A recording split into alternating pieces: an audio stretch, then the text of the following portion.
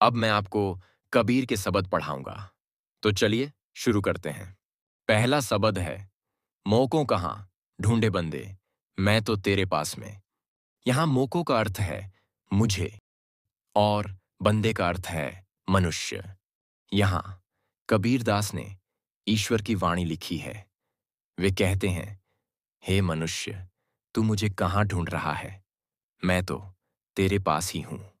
फिर है, ना मैं देवल, ना मैं मस्जिद, न काबे कैलाश में।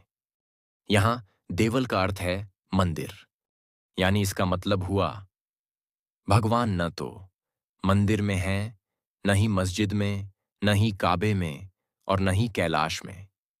यहां पर भगवान आपको नहीं मिलेंगे। फिर है, न तो कौने क्रिया कर्म में, न ही योग बैराग में। यहां कौने का अर्थ है किसी, क्रिया कर्म का मतलब है पूजा पाठ और योग बैराग का मतलब है योग साधना।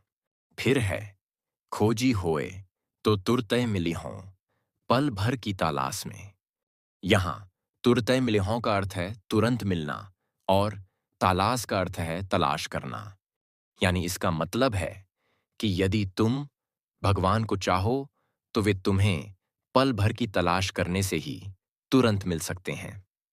कहें कबीर, सुनो भई साधो, सब श्वासों की श्वास में। यहां साधो का मतलब है सज्जन, श्वासों का मतलब है जो सांस लेते हैं, यानी सांस लेने वाले, और श्वास का मतलब है सांस। यानी कबीर दास जी कहते हैं कि सुनो सज्जनों, ईश्वर तो सबकी सांसों में मौजूद हैं, सबके हृदय में ईश्वर विराजमान हैं। यानी इस पूरे शब्द का मतलब है कि हम लोग ईश्वर को न जाने कहाँ कहाँ ढूंढते फिरते हैं, पर ईश्वर तो हमारे पास ही हैं। वे हमें न तो मंदिर में मिलते हैं, न ही मस्जिद में, न काबे में और न ही कैलाश में, न ही पूजा पाठ में और न ही साधना में। अगर आप ईश्वर को खोजना चाहो तो वे आपको तुरंत मिल सकते हैं, क्योंकि वे आपके अंदर ही हैं। कबीर सज्जन लोगों से कहते हैं कि ईश्वर सभी के सांसों और दिलों में मौजूद हैं।